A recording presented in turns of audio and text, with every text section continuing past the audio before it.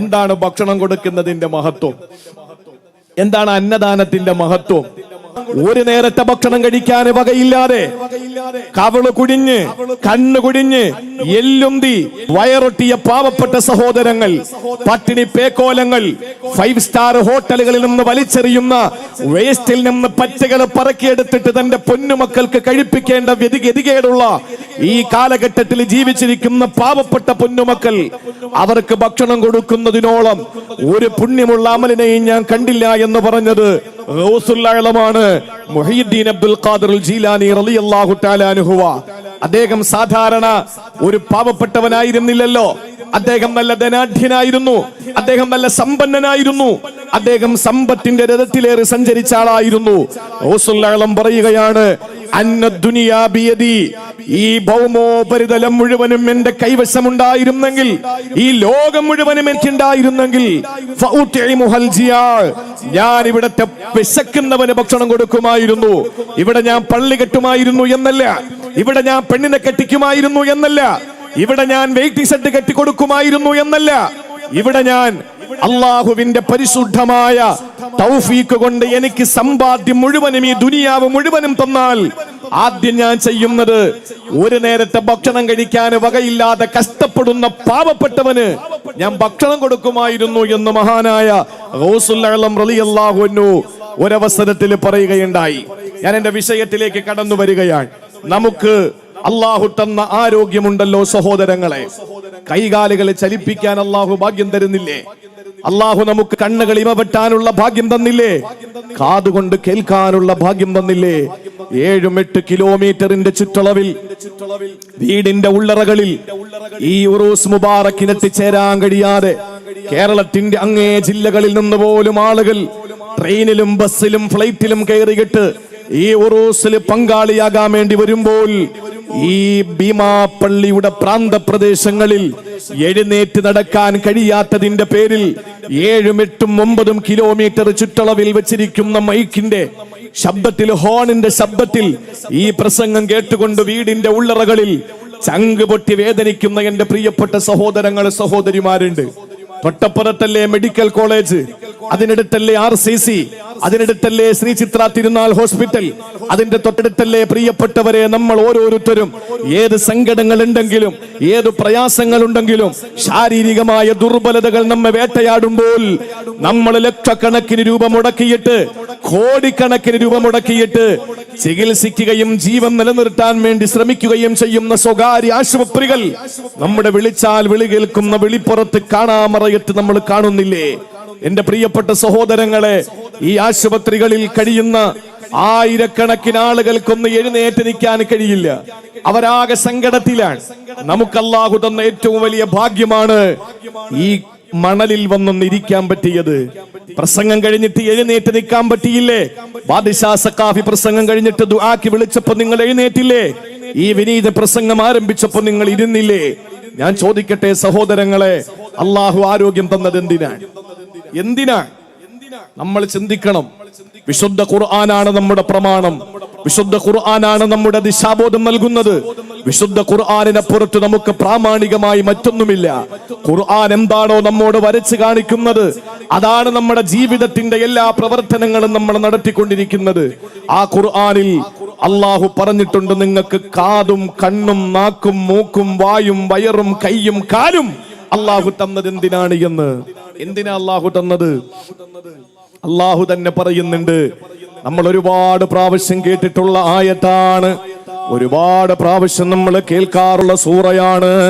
അള്ളാഹു ചോദിക്കുകയാണ്, അലം നജ്അൽ ലഹു ഐനൈൻ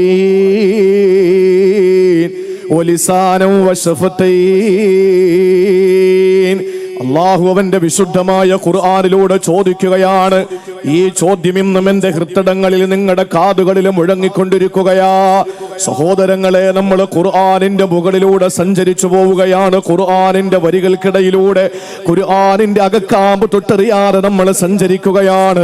എന്റെ പ്രിയപ്പെട്ട ചെറുപ്പക്കാരാ, ചെറുപ്പക്കാരിയെ, അള്ളാന്റെ വിശുദ്ധമായ ഖുർആനിൽ അല്ലാഹു എന്താ പറയുന്നതെന്നറിയോ? അല്ലാഹു നമ്മളോടൊരു ചോദ്യം ചോദിക്കുകയാണ്. വല്ലാത്ത ചോദ്യമാണ് അല്ലാഹു ചോദിക്കുന്നത്. അലം നജ്അൽ ലഹു ഐനൈൻ, പൊന്നുമോനെ, നിനക്ക് രണ്ട് നയനങ്ങൾ ഞാൻ തന്നില്ലേ? രണ്ട് മനോഹരമായ കണ്ണുകൾ നിനക്ക് ഞാൻ തന്നില്ലേ? അല്ലാഹു ചോദിക്കുകയാണ്. സഹോദരങ്ങളെ, ഈ കണ്ണ് കീറി തന്നതാരാ? ഈ കാത് കീറി തന്നതാരാ? കഴിക്കാനുള്ള വായ കീറി തന്നതാരാ? നമ്മൾ ഓരോരുത്തരും വിശുദ്ധ ഖുർആൻ ഓതിക്കൊണ്ടിരിക്കുമ്പോൾ തിലാവത്തിന്റെ സുജൂദ് ചെയ്യേണ്ട സന്ദർഭം വരുമല്ലോ. ആ സുജൂദിന്റെ സന്ദർഭത്തിൽ നമ്മൾ പറയാറുണ്ടല്ലോ, സജദ വജ്ഹിയ ലില്ലദീ ഖലഖഹു വസവ്വറഹു വശഖ സമഅഹു വബസറഹു. അല്ലാഹുവാണ്, പടച്ചവനാണ് എന്റെ കേൾക്കാനുള്ള കാതിനെ കീറി തന്നത്. അല്ലാഹു റബ്ബുൽ ഇസ്സത്താണ് എന്റെ കാണാനുള്ള കണ്ണുകളെ കീറി തന്നത്. അല്ലാഹുവാണ് എന്റെ വായ കീറി തന്നത്. ഈ വായയിൽ കീറലില്ലായിരുന്നെങ്കിൽ എന്റെ പ്രിയപ്പെട്ട ചെറുപ്പക്കാരാ, എങ്ങനെയാ നമ്മൾ കഴിക്കുക? ഈ കണ്ണിന് കീറലില്ലായിരുന്നെങ്കിൽ എങ്ങനെയാണ് മനോഹരമായ കാഴ്ചകൾ നമ്മൾ കാണുക? ഈ കാതിലൊരു കീറലില്ലായിരുന്നെങ്കിൽ എങ്ങനെയാണ് പൊന്നുമക്കളുടെ വാപ്പ എന്ന വിളി നമ്മൾ കേൾക്കുക? ഉമ്മ എന്ന വിളി നമ്മൾ കേൾക്കുന്നത് എങ്ങനെയാ? ഇതിനെല്ലാം അല്ലാഹു സൗകര്യപ്പെടുത്തിക്കൊണ്ട് കാതിനെയും കണ്ണിനെയും മൂക്കിനെയും വായയെയും അല്ലാഹു നമുക്ക് കീറി തന്നില്ലേ? ആ പടച്ച തമ്പുരാൻ തന്നെ ചോദിക്കുകയാണ്. മനോഹരമായ ഐലീനർ വരച്ചിട്ട് നീ മിനുക്കിക്കൊണ്ട് നടക്കുന്ന കൺപോളയില്ലേ പെങ്ങളെ? ആ കണ്ണ് നിനക്ക് എന്തിനാണ് അല്ലാഹു തന്നതെന്നറിയോ? ആ കണ്ണുകൾ നിനക്ക് എന്തിനാണ് പടച്ച തമ്പുരാനെ തന്നതെന്ന് അല്ലാഹു ചോദിക്കുകയാണ്. എന്നിട്ട് അല്ലാഹു നിർത്തുന്നില്ല. വലിസാനം ഒരു നാവും രണ്ട് ചുണ്ടും നിനക്ക് അല്ലാഹു തന്നില്ലേ? എത്ര മനോഹരമാണ് ചുണ്ട്! സിഗരറ്റ് വലിക്കാത്ത ചുണ്ടുള്ളവരുടെ ചുണ്ടെത്ര മനോഹരമാ! മുറുക്കിയിട്ട് ചുവപ്പിക്കാത്ത ചുണ്ടെത്ര മനോഹരമാ! ലിപ്സ്റ്റിക് പുരട്ടിയിട്ട് ചുവപ്പിക്കാത്ത ചുണ്ടെത്ര മനോഹരമാ! നാച്ചുറലായിട്ട് അല്ലാഹു തന്നിട്ടുള്ള ശരീരത്തിന്റെ ചുണ്ടിന്റെ ചുവപ്പുണ്ടല്ലോ, ആ ചുവപ്പെത്ര സൗന്ദര്യമാണ്! ലോകത്ത് ഏത് ലിപ്സ്റ്റിക്കിനാണ് അതിന് മണം കൊടുക്കാൻ കഴിയുക? ലോകത്ത് ഏത് വസ്തുക്കൾക്കാണ് ചായം പിടിപ്പിക്കാൻ കഴിയുക? അല്ലാഹു തന്ന മനോഹരമായ ചുണ്ടുണ്ടല്ലോ സഹോദര. നിനക്ക് സംസാരിക്കാൻ ആരെയും നീ തളർത്താനും ആരെയും ഉയർത്താനും ആരെയും ചാടിക്കാനും ആരെയും വാട്ടത്തിലാക്കാനും കഴിയുന്ന നിന്റെ നാവുണ്ടല്ലോ, സാമർത്ഥ്യമുള്ള നിന്റെ നാവുണ്ടല്ലോ. ഇതെല്ലാം നിനക്ക് അല്ലാഹു തന്നതല്ലേ? അല്ലാഹു ചോദിക്കുകയാണ്, ഞാൻ അവന് രണ്ട് കണ്ണുകളും രണ്ട് ചുണ്ടുകളും ഒരു നാവും ഞാൻ കൊടുത്തില്ലേ? ഇത് പ്രതീകം മാത്രമാണ്. അല്ല ചോദിക്കാതെ പറഞ്ഞ കുറെ കാര്യങ്ങളുണ്ടല്ലോ. നടക്കാൻ രണ്ട് കാല് തന്നില്ലേ ചെറുപ്പക്കാരാ? കണ്ടിട്ടില്ലേ ഹൈവേയിലൂടെ, അതുപോലെ ബസ് സ്റ്റാൻഡിലും, അതുപോലെ പലപ്പോഴും ഈ ഭീമാപ്പള്ളിയുടെ മണ്ണിൽ തന്നെ എത്രയോ സഹോദരങ്ങള് ഒരു പലകയിൽ 4 ചക്രം ഘടിപ്പിച്ചിട്ട് ആ പലകയിൽ ഇരുന്നിട്ട് കൈകൊണ്ടിങ്ങനെ തള്ളി തള്ളി മുന്നോട്ട് പോകുന്നത് കണ്ടിട്ടില്ലേ? അല്ലാഹു നമുക്ക് തന്ന സൗഭാഗ്യം എത്ര വലുതാ! ഉദ്ദേശിക്കുന്ന സ്ഥലം വരെ നമുക്ക് പോകാൻ നമ്മുടെ കാലുകൾക്കല്ല തളർച്ച തന്നില്ലല്ലോ. അല്ലാഹു നമുക്ക് ഒരിക്കലും ക്ഷീണം തന്നില്ലല്ലോ. പിടിക്കാനും ഉയർത്താനും എല്ലാത്തിനും ആരോഗ്യമുള്ള രണ്ട് കരങ്ങൾ അല്ലാഹു നമുക്ക് തന്നില്ലേ? കഴിക്കാൻ നമുക്ക് വായ തന്നില്ലേ? സഹോദരങ്ങളെ, ഓരോ അവയവങ്ങളും അല്ലാഹു നമുക്ക് തന്നു. ഇതെല്ലാം നിനക്ക് തന്നത് എന്തിനെന്നറിയോ? അല്ലാഹു എന്നിട്ട് പറയുകയാണ്, ഫലഖ്തഹമൽ അഖബ. എന്നിട്ടും ഇവൻ മലമ്പാത ചവിട്ടി കടന്നിട്ടില്ല. ഭീമാപ്പള്ളി ഉറൂസിൽ എന്നെ കേൾക്കുന്ന പ്രിയപ്പെട്ട സഹോദര സഹോദരിമാരെ, ഏതാണ് ആ മലമ്പാത എന്നറിയോ? അവന് ഗിരിമാർഗം താണ്ടി കടന്നിട്ടില്ലെന്ന് അല്ലാഹുവിന്റെ വിശുദ്ധ ഖുർആനിൽ അല്ലാഹു പറയുമ്പോൾ, ആരോഗ്യമുള്ള ശരീരവും ആരോഗ്യമുള്ള എല്ലാ സംവിധാനങ്ങളും അല്ലാഹു അവന് കൊടുക്കുമ്പോൾ അവൻ എന്നിട്ടും എന്തേ മലമ്പാത ചവിട്ടി കടക്കുന്നില്ല? എന്തേ അവന് ഗിരിമാർഗം താണ്ടി കടക്കുന്നില്ല? ഏതാണ് ഗിരിമാർഗം എന്നറിയോ? ഏതാണ് മലമ്പാത എന്നറിയോ? അല്ലാഹു തന്നെ പറയുകയാണ്. അല്ലാഹുവിന്റെ റസൂൽ സല്ലല്ലാഹു അലൈഹി വസല്ലമ തങ്ങൾ വിശുദ്ധമായ ജിബ്രീൽ എന്ന മാലാഖ തൗഹീദിന്റെ റൂഹിന്റെ സന്ദേശവുമായി കടന്നു വരുമ്പോൾ മഹാനായ ജിബ്രീൽ അലൈഹിസ്സലാത്തു വസ്സലാം ഇത് ഓതിക്കൊടുക്കുമ്പോൾ റസൂലുള്ളാഹിക്ക് അറിയില്ല എന്താണ് മലമ്പാത എന്ന്. അല്ലാഹു ചോദിക്കുകയാണ്, നബിയേ, വമാ അദ്റാക അദ്റാക മൽ അഖബ, ഏതാണ് മലമ്പാത, ഏതാണ് ഗിരിമാർഗമെന്ന് അറിയുമോ നബിയെ? ഏതാണ് മലമ്പാത എന്ന് നിങ്ങൾക്കറിയുമോ? ഭീമാ പള്ളിയിൽ എന്നെ കേൾക്കുന്നവരെ, അള്ളാഹുവിന്റെ ചോദ്യമാണ്. വമാ അദ്റാക മൽ അഖബ, ഏതാണ് മലമ്പാത? അള്ളാഹു നിങ്ങൾക്ക് മനോഹരമായ കാല് തന്നു, കൈ തന്നു, കണ്ണ് തന്നു, നാവ് തന്നു, മൂക്ക് തന്നു, വായ തന്നു, വയറ് തന്നു, വിരലുകൾ തന്നു, ചലിക്കാനുള്ള അവസരങ്ങൾ മുഴുവനും അല്ല തന്നല്ലോ. ഇതെല്ലാം തന്നിട്ടല്ല പറയുകയാണ്, ഇത് തന്നിട്ടും നിങ്ങൾ മലമ്പാത ചവിട്ടിക്കടക്കുന്നില്ല, ഗിരിമാർഗം നിങ്ങൾ താണ്ടിക്കടക്കുന്നില്ല. അള്ളാഹുവിന്റെ ഹബീബിന് മനസ്സിലായില്ല ഏതാണ് മലമ്പാത എന്ന്. അള്ളാന്റെ ഹബീബിനെ തിരിഞ്ഞില്ല. അല്ല ചോദിക്കുകയാണ്, വമാ അദ്റാക മൽ അഖബ, ഏതാണ് മലമ്പാത എന്നറിയോ നബിയെ? ഏതാണ് ഗിരിമാർഗം എന്നറിയോ ഹബീബേ? അള്ളാഹുവിന്റെ റസൂലിനോട് അള്ളാഹു എണ്ണി എണ്ണി പറയുകയാ, ഫഖുറഖബ ഔ ഇത്ആമുൻ ഫീ യൗമിൻ ദീ മസ്ഗബ, കഷ്ടപ്പെടുന്നവന്റെ കഷ്ടപ്പാട് മാറ്റിക്കൊടുക്കല, പ്രയാസം അനുഭവിക്കുന്നവന്റെ പ്രയാസം മാറ്റിക്കൊടുക്കല, വിഷം നൊട്ടിയ വയറുമായി കഴിയുന്ന പാവപ്പെട്ടവന് ഭക്ഷണം കൊടുക്കല. ഭീമാ പള്ളിയിൽ എന്നെ കേൾക്കാമെന്നവര് എത്ര ആളുകളാണ് ഇന്ന് ഉച്ചയ്ക്കൊന്നും കഴിക്കാനില്ലാത്തതിന്റെ പേരിൽ പട്ടിണി കിടന്നിട്ട് ഇവിടെ ഒരുമിച്ച് കൂടിയത്? കുടുംബത്തിൽ പിറന്നവർ, നല്ല രീതിയിൽ ജീവിക്കുന്നവർ, ആരോഗ്യത്തോടെ കഴിയുന്നവർ, നല്ല പണിയെടുത്ത് ജീവിക്കുന്നവർ, സന്തോഷകരമായി നല്ല ഭക്ഷണം കഴിച്ചിട്ടല്ലേ ഈ സരസിലേക്ക് കടന്നു വന്നത്? രാത്രി ഭക്ഷണം കഴിച്ചിട്ടല്ലേ എന്റെ പ്രിയപ്പെട്ടവരെ ഈ മജ്‌ലിസിലേക്ക് നിങ്ങൾ എത്തിയത്? എന്നാൽ നിങ്ങളൊന്ന് നോക്കണം, എവിടെയോക്കെയോ ആളുകൾ ഒരു നേരത്തെ ഭക്ഷണം കഴിക്കാതെ കഷ്ടപ്പെടുകയാ. അവരുടെ വിശപ്പൊന്ന് മാറ്റിക്കൊടുക്കാൻ, അവരുടെ വിശപ്പിനൊന്ന് അറുതി വരുത്തി കൊടുക്കാൻ സഹോദരങ്ങളെ അള്ളാഹു തന്നതാണ് നമ്മുടെ കണ്ണും കാതും നാക്കും മൂക്കുമെന്ന് അള്ളാന്റെ പരിശുദ്ധ ഖുർആൻ വളരെ അസന്നിഗ്ധമായി പറയുകയാണ്. വളരെ സ്പഷ്ടമായി ഖുർആൻ പറയുന്നു, നിങ്ങൾക്ക് ഈ പറയുന്ന എല്ലാ അവയവങ്ങളും തന്നത് നിങ്ങൾക്ക് സന്തോഷിക്കാനും ഓടി നടന്ന് ഈ ലോകത്തിന്റെ സൗന്ദര്യം കാണാനും മാത്രമല്ല, മറിച്ച് പ്രയാസം അനുഭവിക്കുന്നവന്റെ പ്രയാസം മാറ്റിക്കൊടുക്ക്, കഷ്ടപ്പെടുന്നവന്റെ കഷ്ടപ്പാട് മാറ്റിക്കൊടുക്ക്. ഭീമാ പള്ളിയെ സംബന്ധിച്ചിടത്തോളം ഇന്ന് വൈകുന്നേരം എത്രയോ ആളുകൾക്ക് ഭക്ഷണം നൽകി. വൈകുന്നേരം സമാപന ദിവസത്തില്, ഇന്ന് വൈകുന്നേരം, ഇന്നത്തെ കഴിഞ്ഞ സായാഹ്നത്തില് ഇവിടെ ഭക്ഷണം നൽകി. ഒരു നേരത്തെ ഭക്ഷണം കഴിക്കാൻ വകയില്ലാതെ ഓടി അലയുന്ന പാവപ്പെട്ട ജനങ്ങൾക്ക് ഒരു നേരത്തെ ഭക്ഷണം കൊടുക്കാനാണ് അള്ളാഹു നമുക്ക് ആരോഗ്യം തന്നതെന്ന് അവന്റെ വിശുദ്ധ ഖുർആനിൽ പറയാൻ. നമ്മൾ കരുതി എന്താ? ഭീമാ പള്ളിയിൽ പോകണം, വുളൂ ചെയ്യണം, ഭീമാ പള്ളിയിൽ കയറി നിസ്കരിക്കണം, ഇറങ്ങിയിട്ട് ഉമ്മാന്റെ അടുത്ത് പോകണം, ഒരു സലാം ചൊല്ലണം, അവിടെ നിന്ന് ദുആ ചെയ്യണം. ഇതിനാണ് അള്ളാഹു നമുക്ക് ആരോഗ്യം തന്നത്. അല്ല ചെറുപ്പക്കാരാ, അല്ല, അത് തെറ്റിദ്ധാരണയാണ്. നീ പള്ളിയിലേക്ക് പോകുമ്പോൾ നിന്റെ വീടിന്റെ ഏതെങ്കിലും അപ്പുറത്തും ഇപ്പുറത്തുമുള്ള ഏതെങ്കിലും ഒരു പാവപ്പെട്ടവൻ ഭക്ഷണം കഴിക്കാൻ കഴിയാതെ വിഷമിക്കുകയാണെങ്കിൽ അവന് ഭക്ഷണം കൊടുത്തിട്ട് വേണം നീ പള്ളിയിൽ പോകാൻ. സുബഹി നിസ്കാരത്തിന് മദീനത്തുൻ നബവിയിലെത്തുമ്പോ അള്ളാന്റെ റസൂല് സുബഹി നിസ്കാരം കഴിഞ്ഞ ഉടനെ എഴുന്നേറ്റ് നിന്ന് ചോദിക്കുകയാണ്, ആരാണെന്ന് സാദിക്കൽക്ക് ഭക്ഷണം കൊടുത്തിട്ട് മദീനത്തുൻ നബവിയിലെത്തിയത്? ഉമർ റളിയല്ലാഹു അൻഹു പറഞ്ഞു, നബിയെ, സുബഹി നിസ്കാരം കഴിഞ്ഞല്ലേ ഉള്ളൂ, ഞങ്ങൾ ഇറങ്ങാൻ പോവാണ്.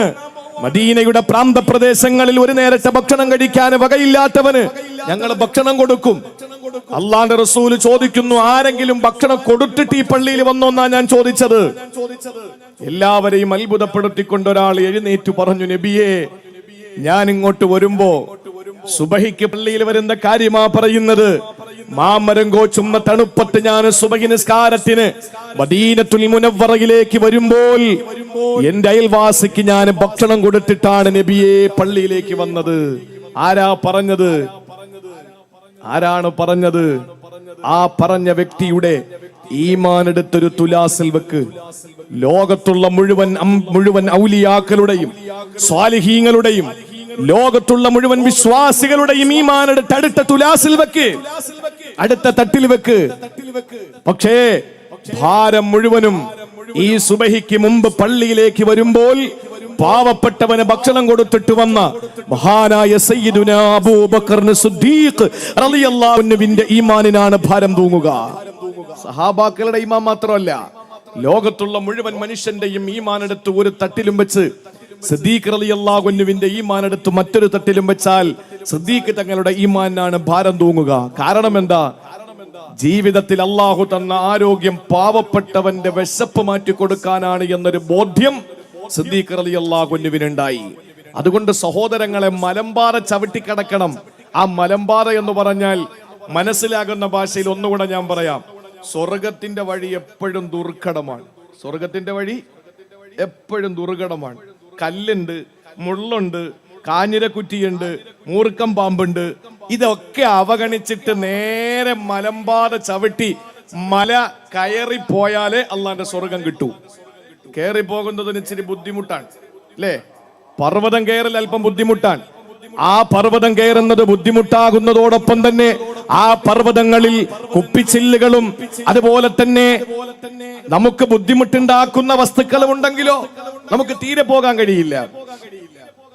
എന്നാൽ നരകത്തിന്റെ വഴി എന്ന് പറഞ്ഞാൽ പച്ച പരവതാനി വിരിച്ചിരിക്കുകയാണ്. അവിടെ മുള്ളില്ല, അവിടെ കമ്പില്ല, അവിടെ കുപ്പിച്ചില്ലില്ല, അവിടെ കയറ്റമില്ല. ഇറങ്ങി അങ്ങ് പോകാം. നമ്മളൊന്ന് നിന്നു കൊടുത്താൽ മതി, നമ്മളെ കൊണ്ടുപോയിക്കോളും നരകത്തിലേക്ക്. സ്വർഗം അങ്ങനെയല്ല, കഷ്ടപ്പെടണം, പ്രയാസപ്പെടണം. ഇവിടെ അള്ളാഹുവിന്റെ വിശുദ്ധ ഖുർആൻ ഉപമിച്ചിരിക്കുന്നത് അങ്ങനെയാണ്. സ്വർഗത്തിന്റെ വഴി മലമ്പറയായി, ഗിരിമാർഗമായി അള്ളാഹു വിശുദ്ധ ഖുർആനിൽ പരിചയപ്പെടുത്തി. സ്വർഗത്തിൽ പോകാൻ നമ്മൾ ചെയ്യേണ്ട ഏറ്റവും പ്രധാനപ്പെട്ട കാര്യം ആളുകൾക്ക് ഭക്ഷണം കൊടുക്കുക. അള്ളാഹു റബ്ബുൽ ഇസ്സത്ത് അതിന് തൗഫീക്ക് നൽകി അനുഗ്രഹിക്കുമാറാവട്ടെ. ഒരിക്കൽ ഒരു അഅറാബിയായ മനുഷ്യൻ അള്ളാഹുവിന്റെ റസൂലിന്റെ മുന്നിലേക്ക് കടന്നു വരികയാണ്. എന്നിട്ട് പ്രവാചകനോട് ചോദിക്കുന്നു, അല്ലിംനി അമലൻ യുദ്ഖിലുനിൽ ജന്ന. അള്ളാഹുവിന്റെ ഹബീബേ, അല്ലിംനി അമലൻ യുദ്ഖിലുനിൽ ജന്ന. എന്നെ സ്വർഗത്തിലേക്ക് കൊണ്ടുപോകുന്ന ഒരു അമൽ എനിക്കൊന്ന് പറഞ്ഞു തരുമോ നബിയേ? എന്നെ സ്വർഗത്തിലേക്ക് കൊണ്ടുപോകുന്ന ഒരു അമൽ എനിക്ക് പറഞ്ഞു തരുമോ നബിയേ? ഒരു അറാബിയായ മനുഷ്യൻ അള്ളാന്റെ ഹബീബിന്റെ മുന്നിലേക്ക് കടന്നു വന്ന് ചോദിക്കുമ്പോ അള്ളാന്റെ റസൂല് പറഞ്ഞതെന്തെന്നറിയോ? അഅ്തിഖിന്ന സമാ വഫുക്കർ റഖബാ. അടിമകളെ മോചിപ്പിക്കാൻ നിനക്ക് കഴിയോ? അടിമകളെ മോചിപ്പിക്കാൻ നിനക്ക് സാധിക്കുമോ സഹോദരാ? നിനക്ക് സ്വർഗത്തിൽ പോകാൻ ഇതിനപ്പുറം വേറെ വഴികളൊന്നുമില്ല. ആ മനുഷ്യൻ പറഞ്ഞു, നബിയേ, എനിക്കതിന് സാധിച്ചില്ലെങ്കിലോ, എനിക്കതിന് കഴിഞ്ഞില്ലെങ്കിലോ സ്വർഗത്തിലേക്ക് പോകാൻ എനിക്കുള്ള വഴിയൊന്ന് തുറന്നു തരുമോ നബിയേ? ആ സ്വർഗത്തിലേക്കുള്ള വഴി ഏതാണെന്ന് എനിക്ക് പറഞ്ഞു തരുമോ എന്ന് ചോദിക്കുമ്പോ അല്ലാഹുവിന്റെ റസൂല് പറഞ്ഞതെന്തെന്നറിയോ? ഇമാം അഹ്മദ് റിപ്പോർട്ട് ചെയ്യുന്ന ഹദീസിൽ കാണാം, അല്ലാഹുവിന്റെ റസൂല് പറയുകയാണ്, അത്ഇമിൽ ജാഇഅ. വിശക്കുന്നവന് ഭക്ഷണം കൊടുക്കൂ പ്രിയപ്പെട്ടവരെ. വിശം നൊട്ടിയ വയറുമായി കഴിയുന്നവന് ഭക്ഷണം കൊടുക്കുമോ? ദാഹിച്ചു വരുന്നവന്റെ പൈതാകം അടക്കാൻ കുടിവെള്ളം കൊടുക്കുമോ? ഇത് രണ്ടും നീ ചെയ്താലും നിനക്ക് അല്ലാഹുവിന്റെ സ്വർഗമുണ്ടെന്ന പണ്ടേ പഴകി കേട്ടുപോയ ചരിത്രമല്ലേ പ്രിയപ്പെട്ടവരെ? മദീനയുടെ പ്രാന്തപ്രദേശങ്ങളിൽ തന്റെ ശരീരം വിട്ട് ജീവിച്ച ഒരു പെണ്ണുണ്ടായിരുന്നല്ലോ. അവരുടെ ജോലി എന്താണ്? സ്വന്തം ശരീരം മറ്റുള്ളവർക്ക് വേണ്ടി വിൽപ്പന ചെയ്യുക, മറ്റുള്ളവന് വേണ്ടി വിരിപ്പ് വിരിക്കുക, മറ്റുള്ളവനോടൊപ്പം രാത്രി പങ്കിടുക. ആ പെണ്ണ് ഏതോ ഒരു നിമിഷത്തിൽ വൃത്തികേടിലേക്ക് കടന്നുപോയി. അവൾ അതിനുശേഷം ആ പരിപാടി, ആ പ്രവർത്തനത്തിൽ നിന്ന്, പ്രവണതയിൽ നിന്ന് അവൾക്ക് പിന്തിരിയാൻ കഴിയാത്ത സാഹചര്യത്തിൽ അവൾ ജീവിതം മുന്നോട്ട് കൊണ്ടുപോകുമ്പോൾ സഹോദരങ്ങളെ, അങ്ങനെ ആ പെണ്ണ് നടന്നു വരുന്ന വഴിയിലാണല്ലോ ഒരു നായ നാവ് നീട്ടിയിട്ട് വെള്ളം കുടിക്കാൻ, ഒരു നായ നാവ് നീട്ടിയിട്ട് വെള്ളം കുടിക്കാൻ ഓടി നടക്കുമ്പോൾ ആ പെണ്ണിന്റെ തോളത്ത് കിടന്ന് ഷോളെടുത്ത് കയറാക്കിയിട്ട് അവള് കാലിലിട്ടിരിക്കുന്ന ഹുഫയെടുത്ത് തൊട്ടിയാക്കുകയാ. എന്നിട്ട് കിണറിലേക്ക് ഇറക്കിയിട്ട് വെള്ളം കോരിയിട്ട് ആ നായയുടെ നാവ് നനച്ചു കൊടുത്തപ്പോൾ ആ പെണ്ണിന് അല്ലാഹു കൊടുത്ത സമ്മാനം എന്താണ്? അല്ലാഹുവിന്റെ പുണ്യ സ്വർഗമാണ്. അല്ലാഹുവിന്റെ പുണ്യ സ്വർഗമാണ്. തങ്ങളുണ്ടായിരുന്നാ? തങ്ങളും ഞാനും അൽഹംദുലില്ലാ നിരവധി തവണ ഒരുമിച്ച് യാത്ര ചെയ്തിട്ടുണ്ട്. ഒരാളെ മനസ്സിലാക്കാൻ കഴിയുന്നത് അങ്ങനെയാണല്ലോ, യാത്ര ചെയ്യുമ്പോൾ ഒരാളെ മനസ്സിലാക്കാൻ കഴിയുക. ഞാനും ബഹുമാനപ്പെട്ട നജ്മുദ്ദീൻ തങ്ങളും ട്രെയിനിലും ഒരുമിച്ച് യാത്ര ചെയ്തിട്ടുണ്ട്, ഫ്ലൈറ്റിലും ഒരുമിച്ച് യാത്ര ചെയ്തിട്ടുണ്ട്, വാഹനത്തിലും ഒരുമിച്ച് യാത്ര ചെയ്തിട്ടുണ്ട്. അൽഹംദുലില്ലാ അല്ലാഹു രണ്ട് സയ്യിദുമാർ. ഇനി എന്താ വേണ്ടത്? രണ്ട് സയ്യിദുമാര്, ഒന്ന് ബഹുമാനപ്പെട്ട മുത്തുക്കോയ തങ്ങൾ, രണ്ട് നജ്മുദ്ദീൻ പൂക്കോയ തങ്ങൾ. രണ്ടുപേരും അവരുടെ അസ്ലിയത്ത് ചെന്നെത്തുന്നത് ആദരവായ പ്രവാചകൻ നബി മുഹമ്മദ് മുസ്തഫ. ഇവരുടെയൊക്കെ പരമ്പര ചെന്നെത്തുന്നത് ആരില്ല? അള്ളാന്റെ ഹബീബില. നമ്മുടെയൊക്കെ പരമ്പര ചെന്നെത്തുന്ന എവിടെയാ? അയാ ഫാഖിറം ബിൻ നസബി കൈഫ തഫാഖുറു വഅസ്ലുകും മിൻ ഖബ്ലു തീയം വനായരു വആശാരി വമൂശാരി വമണ്ണാനു പറയരു വചട്ടി വചാനാരും വനാടാരു പാണരു. അർത്ഥം പറയണ്ടല്ല ഇൻഷാ അല്ലാഹ്. അള്ളാഹുവിന്റെ റസൂൽ സല്ലല്ലാഹു അലൈഹി വസല്ലം പറഞ്ഞു, നിനക്ക് സ്വർഗം വേണമെങ്കിൽ നീ ഒരു കാര്യം ചെയ്. അള്ളാഹുവിന്റെ റസൂൽ പറയുകയാണ്, വിശക്കുന്നവന് ഭക്ഷണം കൊടുക്ക്, ദാഹിക്കുന്നവന് വെള്ളം കൊടുക്ക്.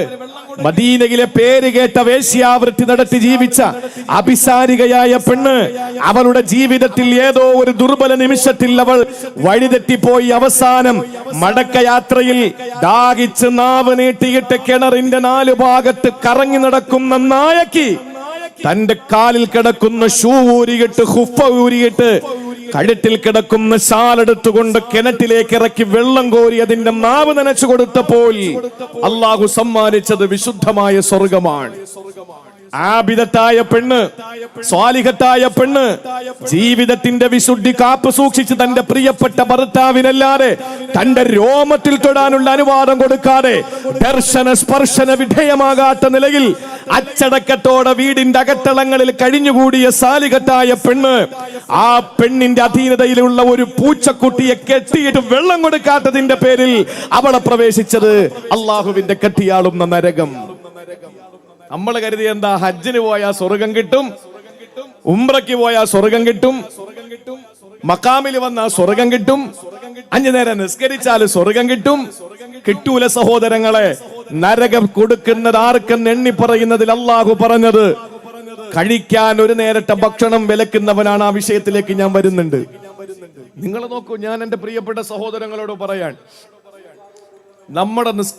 നമ്മുടെ നോമ്പിൽ എന്തെങ്കിലും ഒരു പ്രശ്നം ഉണ്ടായി, റമദാൻ വരാൻ പോവാൻ 3 മാസം കഴിഞ്ഞാൽ പരിശുദ്ധമായ റമദാൻ ഇങ്ങെത്തി.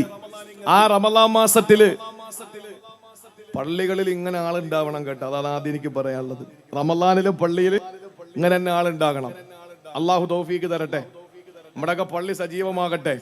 കോവിഡ് വന്നപ്പോഴ് 4 പേരെ കൊണ്ട് ജുമാ നിസ്കരിച്ചപ്പോ ഇപ്പൊ ചെറുപ്പക്കാര് പറയാ, അത് ഉസ്താദും മോദീനും പ്രസിഡന്റും സെക്രട്ടറി ആകുമ്പോ 4 ആവുമല്ലോ, നിങ്ങളങ്ങ് നിസ്കരിച്ചാൽ മതി, നമുക്ക് സൗകര്യം ഇല്ലെന്നാ പറയുന്ന ചെറുപ്പക്കാരിന്ന് പരിശുദ്ധമായ ദീൻ വിട്ട് മതം വിട്ടിട്ട് വേറെ എവിടൊക്കെയോ സഞ്ചരിച്ചു കൊണ്ടിരിക്കുകയാണ്. പൊന്നുമോനെ, എവിടെ പോയാലും തലയിലൊരു തേങ്ങ വീണാൽ ദൈവമില്ലെന്ന് പറയുന്നവന്റെ തലയിലൊരു തേങ്ങ വീണ് നോക്കണം, അപ്പോഴവൻ അറിയാതെ വിളിക്കുന്ന ദൈവമേ എന്നാണ്. കാരണം നമുക്ക് അല്ലാഹു റബ്ബുൽ ഇസ്സത്ത് ഇല്ലാതെ, അല്ലെങ്കിൽ സർവശക്തനായ സൃഷ്ടാവില്ലാതെ നമുക്ക് എന്റെ ജീവിതം, ചെറുപ്പക്കാരൊക്കെ വഴിതെറ്റിപ്പോവാൻ. റമളാനില് ഈ ആവേശം ഉണ്ടാവണം നമ്മുടെ പള്ളികളിൽ. അല്ലാഹു തൗഫീക്ക് തരട്ടെ. ഞാൻ പറയുന്നത്, പുണ്യമായ റമളാൻ മുബാറക്ക് കടന്നു വരികയാണ്. ആ പരിശുദ്ധമായ റമളാൻ മാസം നമ്മുടെ ജീവിതത്തിലേക്ക് കടന്നു വരുമ്പോൾ, പുണ്യങ്ങളുടെ പൂക്കാലമാകുന്ന പരിശുദ്ധമായ റമളാൻ മാസം നമ്മുടെ ജീവിതത്തെ മാറ്റിമറിക്കാൻ വേണ്ടി പരിശുദ്ധമായ റമളാൻ മാസം നമ്മുടെ ജീവിതത്തിലേക്ക് കടന്നു വരുന്നു. ഇബാദത്തെടുക്കാൻ അള്ളാഹു തൗഫീക്ക് നൽകി അനുഗ്രഹിക്കുമാറാവട്ടെ. അള്ളാഹു നമ്മുടെ ജീവിതത്തെ ഏറ്റവും സുതാര്യമായ നിലയിൽ കൊണ്ടുപോകാൻ അള്ളാഹു തൗഫീക്ക് തരട്ടെ. നോമ്പ് പിടിക്കാൻ പറ്റിയില്ല എന്ന് വെച്ചോ, നോമ്പാർക്ക? നമ്മൾ നോമ്പ് പിടിക്കുന്നത് ആർക്കാൻ? ഭാര്യയ്ക്കല്ല, ഭർത്താവിനല്ല, മക്കൾക്കല്ല, മാതാപിതാക്കൾക്കല്ല, ഉസ്താദുമാർക്കല്ല, സന്താനങ്ങൾക്കല്ല. ആർക്കു വേണ്ടിയാ? ഇന്ന സ്വലാത്തി വനുസുക്കി. കൈകെട്ടി നിന്നുകൊണ്ട് പടച്ചതമ്പുരാന്റെ മുമ്പിൽ ഒരു പ്രതിജ്ഞയുണ്ടല്ലോ. ആ പ്രതിജ്ഞ ലോകത്തിന്റെ ഏതെങ്കിലും ഒരു പ്രധാനപ്പെട്ട വ്യക്തിയുടെ മുമ്പിലെ പ്രതിജ്ഞയാണോ? ഇന്ത്യയുടെ പ്രധാനമന്ത്രിയുടെ മുമ്പിലെ പ്രതിജ്ഞയാണോ? കേരളത്തിന്റെ മുഖ്യമന്ത്രിയുടെ മുമ്പിലെ പ്രതിജ്ഞയാണോ? ഏതെങ്കിലും വ്യക്തികളുടെ രാഷ്ട്രീയ നേതാക്കന്മാരുടെ മുമ്പിലുള്ള പ്രതിജ്ഞയാണോ? കൈകെട്ടി നിൽക്കുമ്പോൾ ഇന്ന് വരെ കാണാത്ത, എന്നാൽ നമ്മളെ സസൂക്ഷ്മം വീക്ഷിച്ചു കൊണ്ടിരിക്കുന്ന സർവശക്തനായ, സർവേശ്വരനായ, സർവാധിനാഥനായ റബ്ബിന്റെ മുമ്പിൽ നിന്നുകൊണ്ട് നമ്മൾ പറയുന്നത്, പടച്ചവനെ, ഇന്ന സ്വലാത്തി, എന്റെ നമസ്കാരവും, വനുസുക്കി, എന്റെ ആരാധനകളും, വമഹിയായ, എന്റെ ജീവിതവും, വമമാത്തി, എന്റെ മരണവും, അതെല്ലാം ലില്ലാഹി റബ്ബിൽ ആലമീൻ, നിനക്കാണ് തമ്പുരാനെ. അള്ളാഹ്നു വേണ്ടിയാ നമ്മുടെ നോമ്പ്. ആ നോമ്പ് നമ്മൾ പടച്ചവന് വേണ്ടിയിട്ടല്ലേ. ആരെങ്കിലും പള്ളിയുടെ പ്രസിഡന്റിന് വേണ്ടി നോമ്പ് പിടിക്കുന്നുണ്ടോ? പള്ളിയിലെ ഇമാമിന് വേണ്ടി നോമ്പ് പിടിക്കുന്നുണ്ടോ? ഒരിക്കലുമില്ല. നമ്മുടെ നോമ്പ് മുഴുവനും സർവശക്തനായ പടച്ചവന് വേണ്ടി കിട്ടാൻ. ഞാൻ ചോദിക്കട്ടെ, ഒരു നോമ്പ് പിടിക്കാൻ പറ്റിയില്ല, ഒരു നോമ്പ് പിടിക്കാൻ പറ്റാത്ത ശാരീരികമായ വൈകല്യങ്ങൾ എന്തെങ്കിലും നമുക്കുണ്ടായി, നമ്മൾ എന്താ ചെയ്യേണ്ടത്? ആ പാടടിക്കണോ? നോമ്പ് പിടിക്കാൻ കഴിഞ്ഞില്ലെങ്കിൽ ഒരു നോമ്പിന് നമ്മൾ ആഹാരം കൊടുക്കണം. ഒരു നോമ്പിന് നമ്മൾ ആഹാരം കൊടുക്കണം. കഴിവുള്ളവനെ കലാ വീട്ടുകയും വേണം. ഒരു നോമ്പിന് ഇത്ര അരി എന്നുള്ള നിലയിൽ നമ്മൾ കൊടുക്കണം. ആർക്കാണ്? പ്രവിശാലമായ ഖജനാവിന്റെ ഉടമസ്ഥനായ, രാജാതിരാജനായ റബ്ബുൽ മലിക്കുൽ മുലൂക്കായ പടച്ചതമ്പുരാന് നമ്മുടെ അരിയുടെ ആവശ്യമില്ല, നമ്മുടെ ഭക്ഷണത്തിന്റെ ആവശ്യമില്ല. അള്ളാഹു പറഞ്ഞത്, നിങ്ങൾ എനിക്ക് വേണ്ടി പിടിക്കേണ്ട നോമ്പിൽ എന്തെങ്കിലും വീഴ്ച സംഭവിച്ചു പോയാൽ നിങ്ങൾ കൊടുക്കേണ്ടത് ആർക്കാണെന്നറിയോ?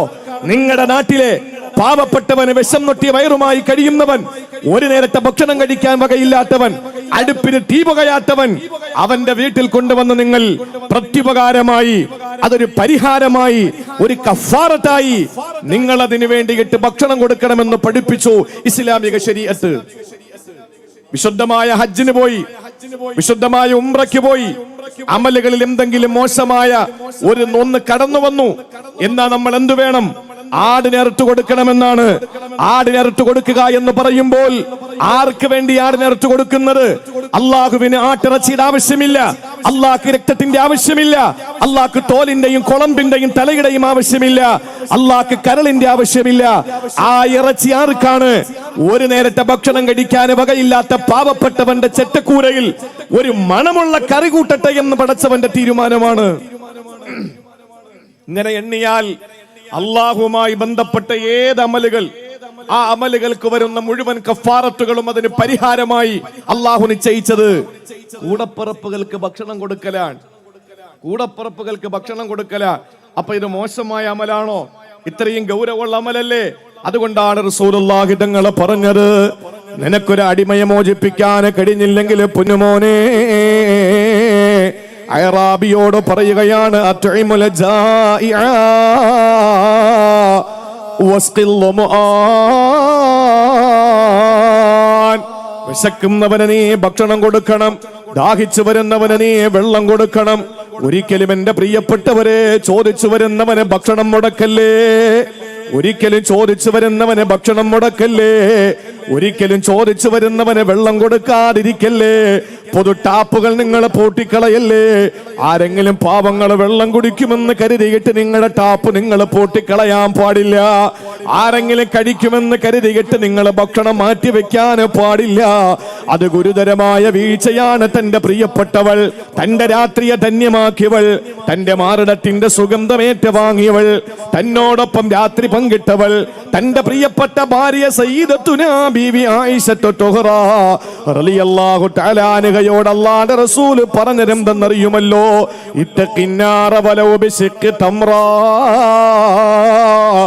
ആയിഷ, വയറ് നിറച്ച് കൊടുക്കാൻ നിന്റെ കൈവശം ഒന്നുമില്ലെങ്കിൽ, വയറ് നിറച്ചു കൊടുക്കാൻ നിന്റെ കൈവശം ഒന്നുമില്ല, അവന്റെ മനസ്സും വയറും നിറയ്ക്കാൻ നിന്റെ കയ്യിലൊന്നുമില്ല. പക്ഷെ മോളെ ആയിഷ, നിന്റെ കയ്യിൽ ഒരു ഈത്തപ്പഴമുണ്ടോ? ആ ഈത്തപ്പഴം ഒന്നായിട്ട് കൊടുക്കണ്ട. ആ ഈത്തപ്പഴം എന്ന് പറയുന്നത് ഇന്ന് നമ്മൾ കാണുന്ന ഈത്തപ്പഴത്തിന്റെ വലിപ്പം തന്നെയാണ് അന്നുമുള്ളത്. ആ ഈത്തപ്പഴം മുഴുവനെ നീ കൊടുക്കണ്ട. ആ ഈത്തപ്പഴത്തിന് നീ 3ഉം 4ഉമായിട്ടൊന്ന് കീറുമോ? എന്നിട്ട് വലോബിശിക്ക് തമ്രോ, ഒരു കാരക്കയുടെ ഒരു കീറ് കൊടുത്തെങ്കിൽ നീ നരകത്തിൽ നിന്ന് നിന്റെ ശരീരത്തെ രക്ഷപ്പെടുത്തണമെന്ന് അള്ളാന്റെ ഹബീബ് തന്റെ പ്രാണപ്രേയസിയോട്, തന്റെ കുടുംബിനിയോട്, തന്റെ മണിയറയിലെ തന്റെ മണവാട്ടിയോട് പറഞ്ഞത് അത്ര നിസ്സാരമാണോ?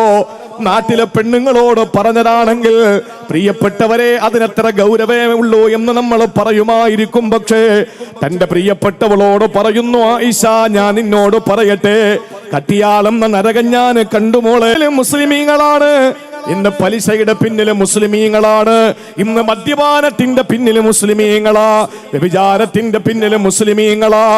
ഏത് തെമ്മാടിത്തരങ്ങളെടുത്താലും ഏത് തിന്മകളെടുത്താലും അല്ലാഹു റബ്ബുൽ ഇസ്സത്ത് നമ്മളെ കാക്കട്ടെ.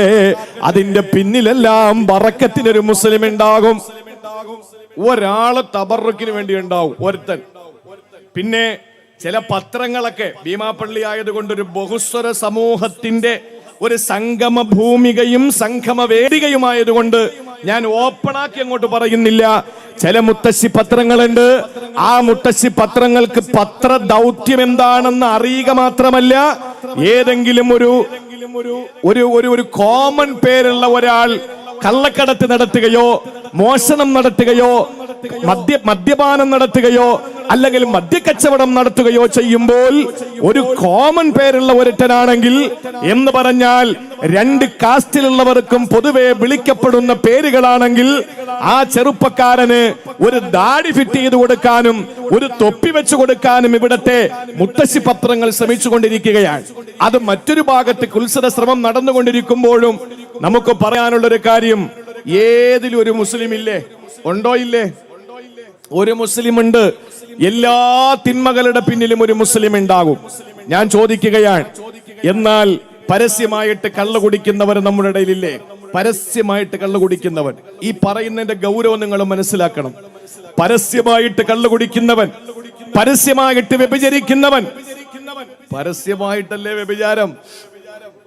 നമ്മുടെ മക്കളെയൊക്കെ പഠിക്കാൻ വിടുമ്പോ അള്ളാന്റെ തൗഫീക്ക് കൊണ്ട് കുറെ ഉമ്മമാരും അവരുടെ പെമ്മക്കളും അള്ളാന്റെ തൗഫീക്ക് കൊണ്ട് എന്റെ മുമ്പിൽ പെട്ട്, എനിക്കത് പറയാനുള്ള ഒരു അവസരമാണ്.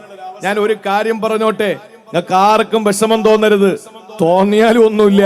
ഒരു കാര്യം പറയാണ്, ഞാൻ പറഞ്ഞല്ലോ ഇന്നലെ നടന്ന സംഭവമാണ്, സങ്കടം തോന്നിപ്പോയ ഒരു നിമിഷമാണ്. എന്റെ കൂടെ യാത്ര ചെയ്തവർക്കറിയാം. ഇന്നലെ തിരൂർ റെയിൽവേ സ്റ്റേഷനിൽ ഞാൻ ഇരിക്കുമ്പോൾ ഏതോ ഒരു സ്കൂളിൽ നിന്ന് ടൂറിന് പോയ കുറെ സഹോദരിമാര്, കൊച്ചുമക്കളാണ്, കൊച്ചു പെൺകുട്ടികളാണ്.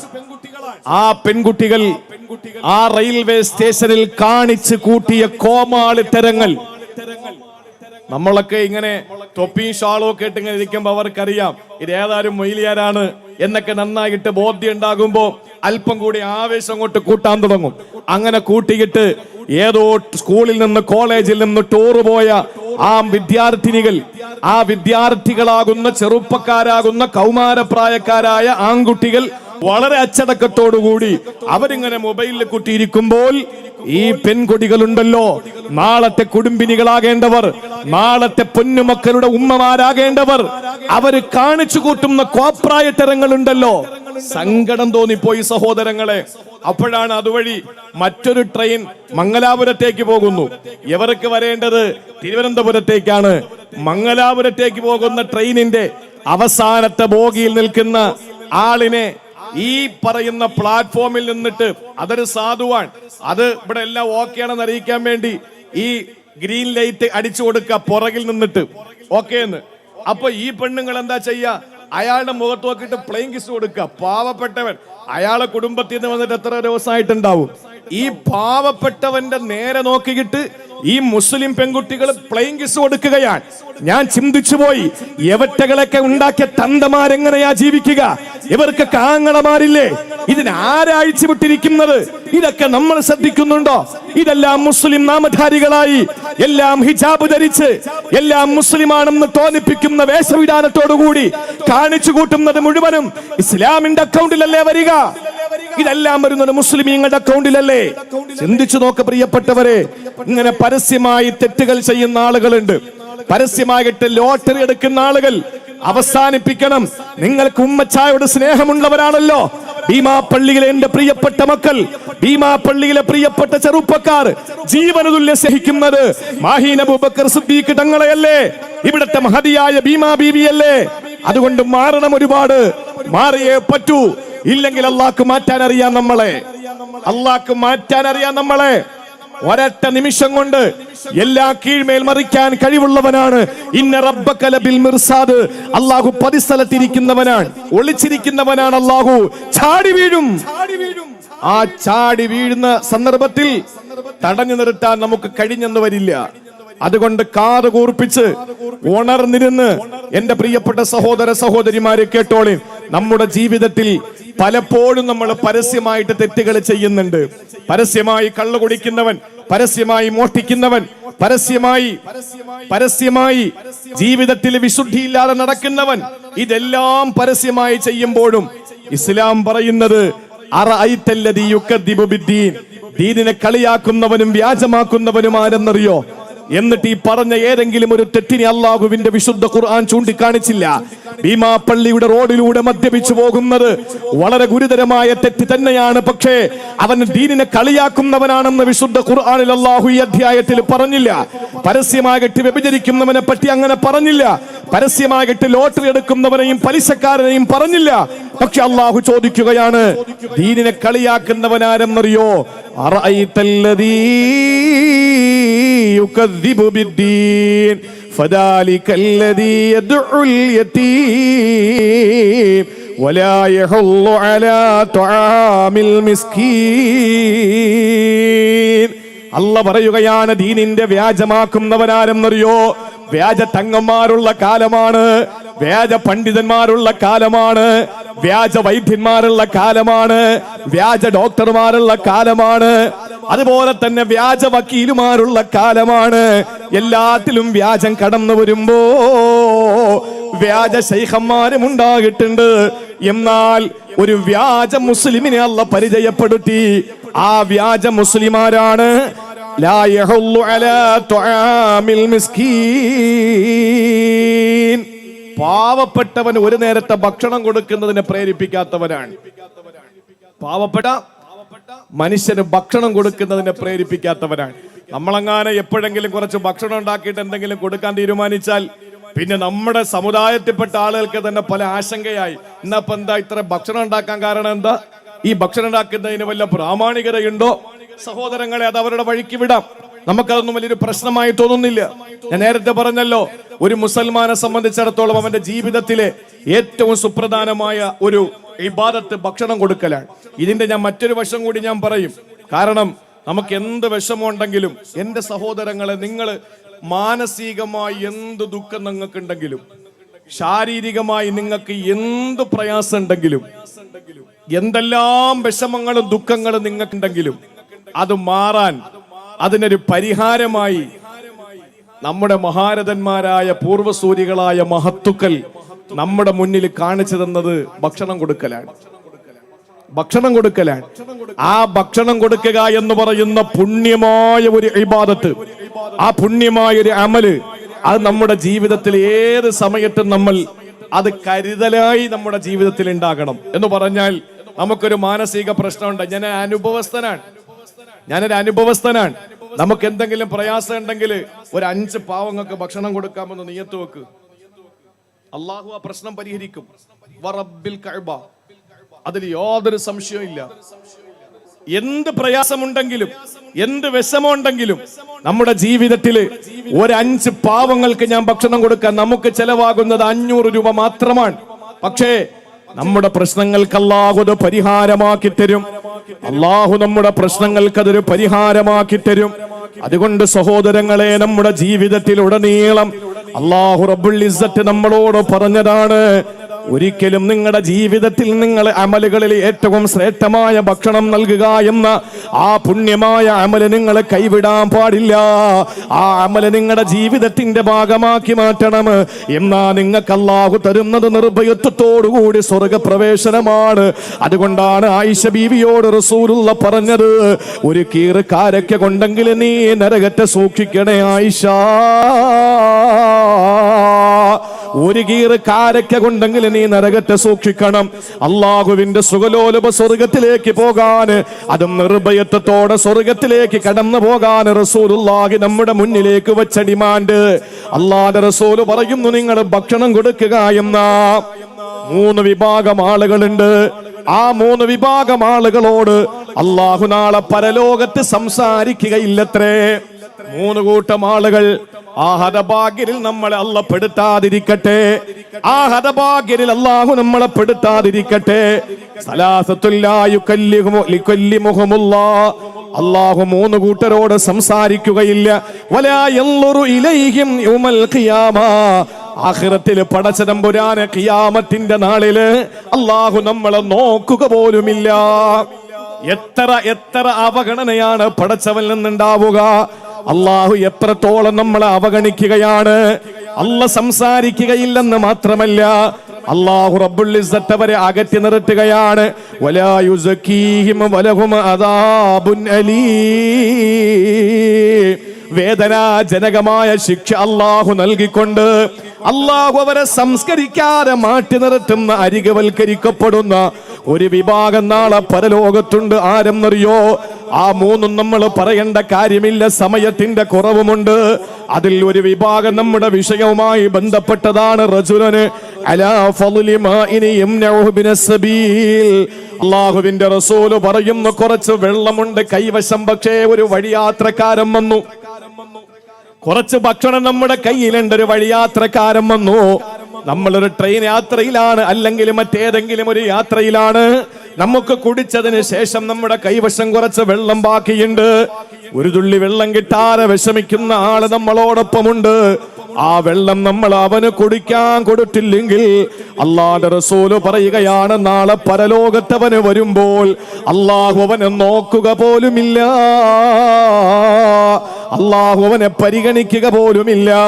അവനോട് അല്ലാഹു പറയുന്നത് എന്തെന്നറിയോ? അൽയൗമ അംനഉക ഫളീ കമാ മനഅത ഫളാ.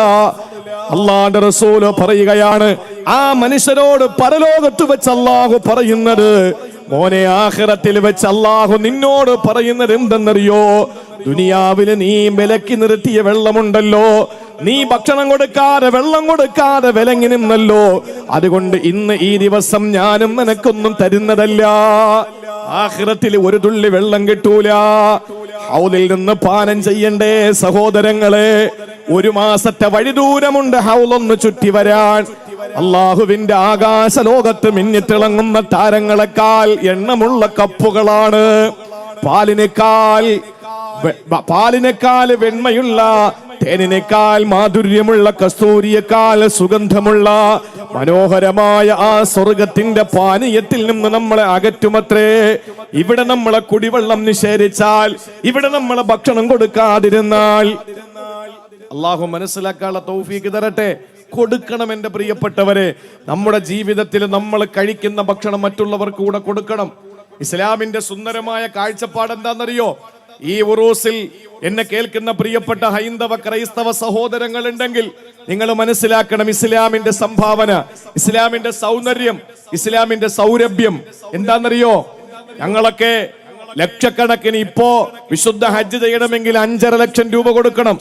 പ്രൈവറ്റ് 4.5 ലക്ഷം രൂപയോ 4 ലക്ഷം രൂപയോ കൊടുക്കണം ഗവൺമെന്റ് കോട്ടയിൽ. ഇത്രയും ലക്ഷക്കണക്കിന് രൂപ കൊടുത്ത് നമ്മൾ പരിശുദ്ധമായ ഹജ്ജ് കർമ്മം നിർവഹിച്ച്, വിശുദ്ധമായ ഉംറ നിർവഹിച്ച് ഞങ്ങൾ മടങ്ങി വരുമ്പോൾ ഞങ്ങൾക്കൊരു പേരുണ്ട്, ഹാജി എന്ന പേര്. ഹൈന്ദവ ക്രൈസ്തവ സഹോദരങ്ങൾ മനസ്സിലാക്കണം, ലക്ഷങ്ങൾ മുടക്കിയിട്ട് ഞങ്ങൾ അങ്ങ് മക്കത്ത് പോയി ഞങ്ങൾ ഹജ്ജ് നിർവഹിക്കാറുണ്ട്. ആ ഹജ്ജ് നിർവഹിച്ചിട്ട് മടങ്ങി വരുമ്പോൾ ജീവിതത്തിൽ, നമ്മുടെ ജീവിതത്തിൽ ഏറ്റവും പ്രധാനമായി ആയുസ്സിൽ ഒരൊറ്റവട്ടം ചെയ്യേണ്ട നിർബന്ധമായ കടമ, അത് നിർവഹിച്ചിട്ട് ഞങ്ങൾ മടങ്ങി വരുമ്പോ വീടിന്റെ 40 വീടുകളുടെ ചുറ്റളവിൽ ഏതെങ്കിലും ഒരു വീട്ടിൽ ഒരു ഹിന്ദുവായ സഹോദരൻ, അവിടെ മതത്തിനെ എടുത്തു പറഞ്ഞിട്ടില്ല, ഞാനതിന്റെ വ്യാപ്തി മനസ്സിലാക്കാൻ വേണ്ടി എടുത്തു പറയുകയാണ്, ഒരു പൊട്ടുതൊട്ട അമ്മയുടെ മകൻ, ഏതെങ്കിലും ഒരു കുരിശുമാലയണിഞ്ഞ മാതാവിന്റെ മകൻ, ഏതെങ്കിലും ഒരു അമുസ്ലിമായ, ഹിന്ദുവായ, ക്രിസ്ത്യാനിയായ, ജൂതനായ, പാഴ്സിയായ, ജൈനനായ, ബുദ്ധനായ ഏതെങ്കിലും ഒരു മനുഷ്യൻ അയാള് പട്ടിണി കിടക്കുന്നു എന്നറിഞ്ഞുകൊണ്ട് വയറ് നിറച്ചിട്ടൊരു മുസൽമാനും റിട്ടാന ഭോജനം നടത്തിയാൽ അവൻ എന്റെ സമുദായത്തിൽപ്പെട്ടവനാകില്ല എന്ന് ലോകത്തോട് പഠിപ്പിച്ചത് ലക്ഷക്കണക്കിന് രൂപ മുടക്കിയിട്ട് ഹജ്ജിന് പോയ ഹാജിയാണെങ്കിൽ പോലും, ഒരു പള്ളിയുടെ പ്രസിഡന്റ് ആണെങ്കിൽ പോലും, ഒരു പള്ളിയിലെ ഇമാമാണെങ്കിൽ പോലും, ഒരു പൊതുപ്രഭാഷകനാണെങ്കിൽ പോലും, ഇസ്ലാമിന്റെ ഏതെങ്കിലും ചെറുപ്പക്കാരനാണെങ്കിൽ പോലും, അയൽക്കാരൻ പട്ടിണി കിടക്കുന്നത് അറിഞ്ഞിട്ട് വയറ് നിറച്ച് മൃഷ്ടാന ഭോജനം നടത്തുന്നവൻ എന്റെ സമുദായത്തിൽപ്പെട്ടവനല്ലെന്നാണ് റസൂലുള്ളാഹി തങ്ങൾ പറഞ്ഞത്. അവന്റെ ഹജ്ജ് സ്വീകരിച്ചില്ല എന്നല്ല, അവന്റെ നോമ്പ് സ്വീകരിച്ചില്ല എന്നല്ല, അള്ളാന്റെ റസൂല് പറഞ്ഞത് അവൻ മുസ്ലിമേ അല്ല എന്നാണ്. മുസ്ലിമേ അല്ല എന്നാണ്. അതിന്റെ ഗൗരവം നിങ്ങളൊന്ന് മനസ്സിലാക്ക്. അതുകൊണ്ട് പ്രിയപ്പെട്ടവരെ, നമ്മുടെ ജീവിതത്തിൽ നമ്മൾ ചെയ്യുന്ന ഏറ്റവും സുപ്രധാനമായ അമലുകളിൽ വളരെ പ്രാധാന്യമുള്ള ഒരു അമലാണ് ആളുകൾക്ക് ഭക്ഷണം കൊടുക്കുക.